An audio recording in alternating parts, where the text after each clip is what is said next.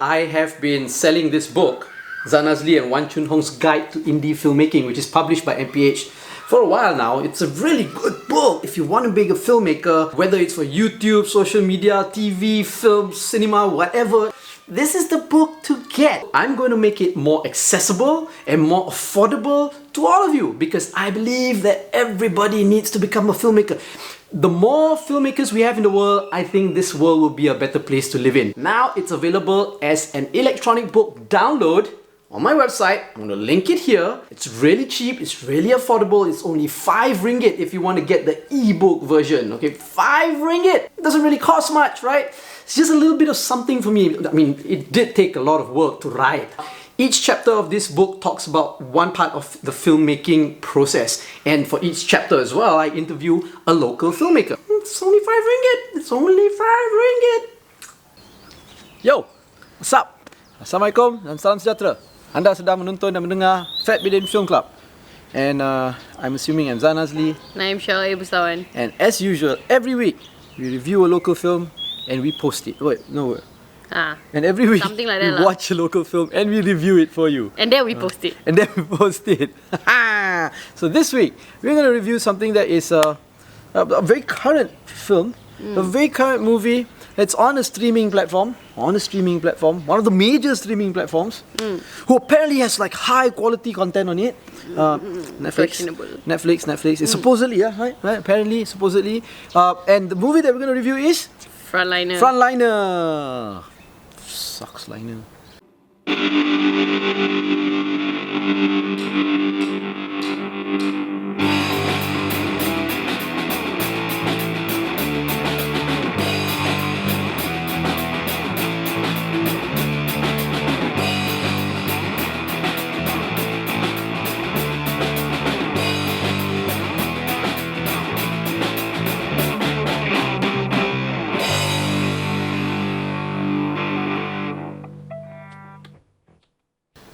Okay, so I'm gonna start off this review by saying that I really only watched Frontliner because Bito Kushari is in it, number one. Azan Rani. And Azan Rani, of course lah, our favourite KLGU bros.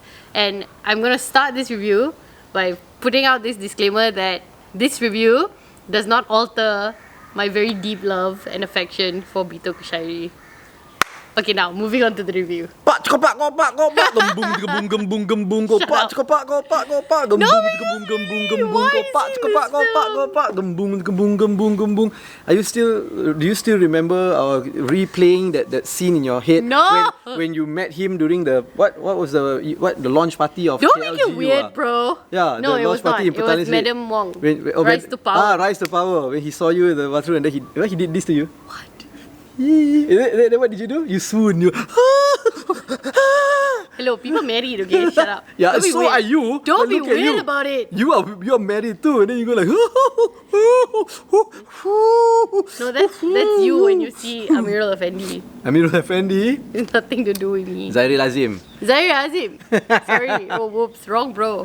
But we like Amirul Effendi too. We also like Amirul Effendi. We like all of them. Just nobody swooning over him, kasihan. Yeah. Okay, anyway. Okay, so what's the film about? Okay, yeah, so sorry, Bito.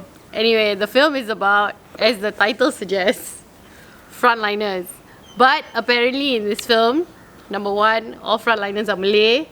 There are no other people of any other race in Malaysia. This entire film. Yeah, in Malaysia. Because it's set in Malaysia. So and they're all fighting for the country. Only the Malays are fighting for the country. It's a very UMNO envisioned Malaysia because they are only Malays. And they are only... Well, it's not just UMNO. It could be Bersatu. Bersatu. Or PAS. I don't know. Pejuang. Any majority race-based party of that particular race lah. Okay, anyway. So, and it seems that frontliners are only defined as people who are watching for the security of the country. It's supposed to be the police lah, but it's not police. In this film, it's called AKN. The Agency Keselamatan Negara. And they drive very rempet looking black Myvis with red number plate. Myvis or Axia? Something it looks like Myvis lah, with red number plate and red leather seats, which doesn't look government issued at all, but okay lah. Because this is a UMNO Bersatu Malaysia, right? So who knows, maybe the uniform is different. And then and doctors. That's it. Those are your frontliners. They very casually kind of mention or gloss over some frontliners like food delivery guys and teachers who are doing online classes, and that's it really. Not much lah, Those really. two lah. So apparently everybody else is not significant enough as a frontliner lah. So yeah. So basically that's what the film is about. It centers around two officers of the AKN, which is played by Bito Kushari and another guy. His character's name is Nasi. And then a doctor who's played by Azhan Rani, whose character's name is Azhan. And their families lah. Yeah. So And yeah. how tough it is being a frontliner. Spoiler alert, everybody gets COVID in the end. Yeah. Yeah. Okay, so it's supposed to portray how tough it is to be a frontliner lah. So now I think we should go into the review because Okay. there really is not much else to say about the yeah. film. Okay, so again, I'm gonna say that I really only watched this because Bito Kushari and Azhar Rani were in it. But then even Bito Kushari and Azhar Rani Could not save the film. this film. What the hell is this film? Guys, okay, first of all, I think if you want to like dedicate something to frontliners, it should be at least done well lah. And this was not done well. This was like you know how TVB dramas are already overrated and like just too much, and there's always a scene where, especially the raya time, right, there's always a scene of someone doesn't want to balik kampung and then the mother dies, and then there's the scene where the son is there crying and then because his mother has died and he's, you know, distraught. This was like that but on steroids. It was a bad telemovie on steroids and I just could not. And you know that this film is about honoring the frontliners because every single dialogue is telling you about the sacrifice that the frontliners are making Tengah berjuang for the untuk country. negara. Kita tengah berjuang untuk negara. Every Kita berjuang untuk negara. single Kita berjuang piece of untuk negara. dialogue is there. Kita berjuang untuk negara. Kita berjuang untuk negara. Kita berjuang untuk negara. Yeah. I want to say that it's propaganda, but even propaganda also is not as annoying as this lah. Yeah. So yeah, it was a really bad film. It also did not have any like sense of logic, you know, as most telemovies are. And this one was a telemovie on steroids, so lagi lah. But don't knock telemovies. Telemovies can be good. There are Because many you good directed telemovies. some? No, I've never done any telemovies. Oh, sorry, my bad. But My telemovies can be good, right? There have been many good That is also telemovies that true. I've seen also. Okay lah, fine. You know?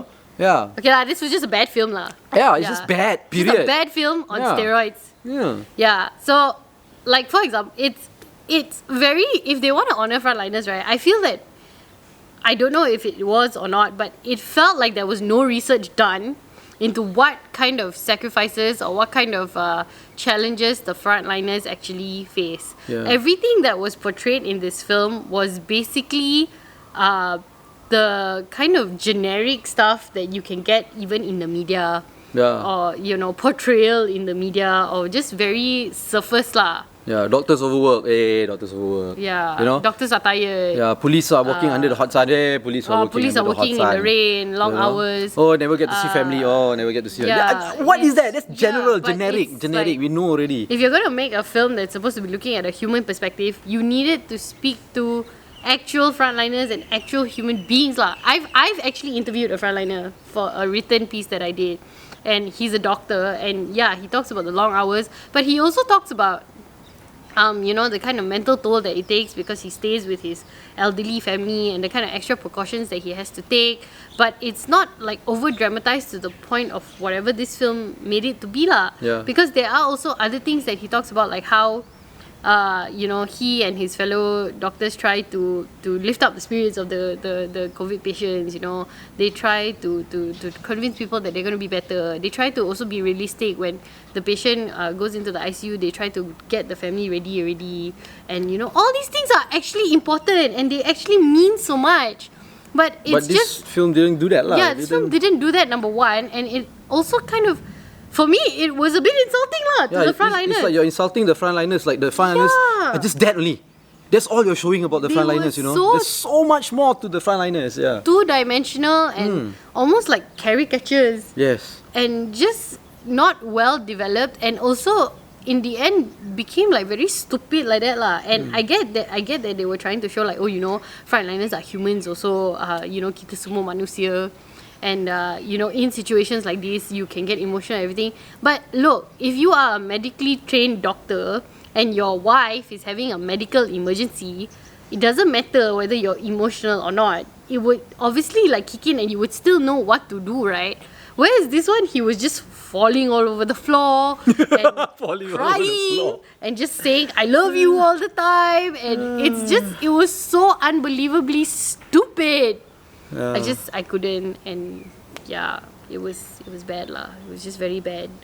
I'm happy to say because Krishnari's character was not so bad, but maybe because also he didn't get a lot of screen time. Yeah, and thank God for that. Some of the scenes that he was in also quite bad lah, actually.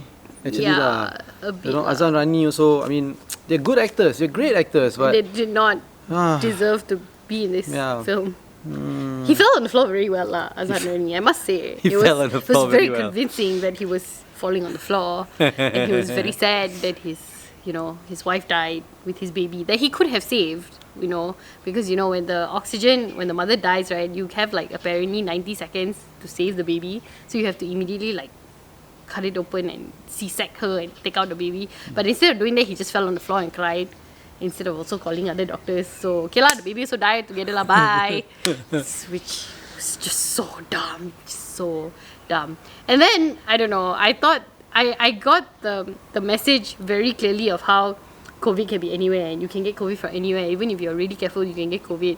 But to make the poor like food driver be the guy to give everybody COVID was kind of an asshole move lah. Okay, yeah, it's like that's the source of everything. Dah lah orang tu accident. Dah lah he's overworked. Because at the end of the day, everybody gets COVID because of that one food delivery guy who wasn't even delivering food, just got in an accident and people were helping him. Yeah. And it touched his blood. And then because of him, like 2 people died, a unborn baby died, and then Bito Kushari got COVID. Like, shit. So, it was ridiculous. I don't know what else there is to say about this film except that it was ridiculous and I felt like it was a real insult to the frontliners. And, you know, really lah, if we were going to make a film to honor the frontliners, we should have done better. If this was an opportunity to do that, it should have been done better.